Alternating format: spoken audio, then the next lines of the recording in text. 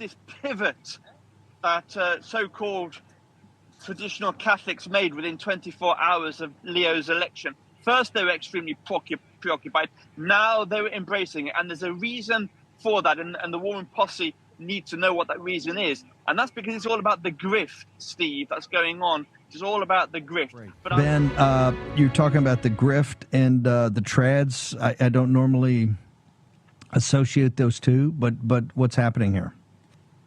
Well, Vanity Fair, Steve, did a great favor, great courtesy to traditional Catholicism, to true traditional Catholics by publishing this article yesterday. Then if you put the thing up again as I'm talking, and I'm going to link to this, obviously, on Rumble. Everyone needs to see this. This is Vanity Fair saying this, okay? It's not Harnwell. Basically, the thesis is, and it's absolutely true, within 24 hours of Leo's election, Cardinal Prevost's election, all the trads came out saying, oh no, this is terrible, it's catastrophic for our cause. And then they pivoted within 24 hours. And Vanity Fair does chapter and verse. Why is this taking place? Well, it's because of this phenomenon that I like to call traditional Catholic ink.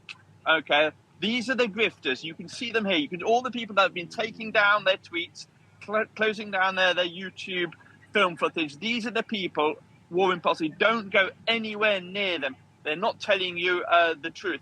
You mentioned, Steve, the New York Times article this morning. I'm going to link to that as well.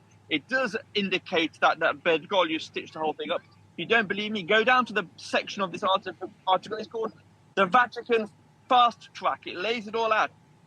Bergoglio asked one of his colleagues, if I name Prevost as head of the office for bishops, how do you think he will do? And the priest responds, I think he'll do very well. And Francis says, I think he'll do very well too. This was the plot. So you've got to ask yourself, if Bergoglio was so gung-ho in getting this guy in as Pope, why are all the so-called traditionalist Catholics, why are half of them going and pushing Leo, saying, let's give the guy a chance? He wore the red mozzetta on the balcony. Surely he's going to be traditional. The point is, Stephen, I wish I had more time to build on this. I'll lay it out now.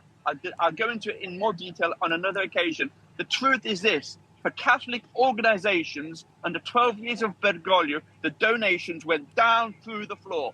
So all of these organizations, if they have the word Catholic in them, run for your lives, okay, all they could do if they were on the conservative side of the spectrum was weekly go through the emotions, performatively opposing Bergoglio. Now that they've got someone in who's rather more subtle, they've realized within 24 hours, hang on, we're doing ourselves injustice here. We've got to tell our gullible benefactors and donors that this guy is our new hope. We've got to get that money coming back in. So, folks, you're going to see a division in MAGA. Vanity Fair pointed this out. They're absolutely right. You're going to see a division in Catholic MAGA between the grifters.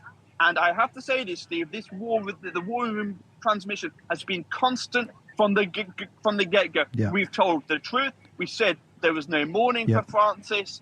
We warned about Prevost, and we're going to continue this analysis.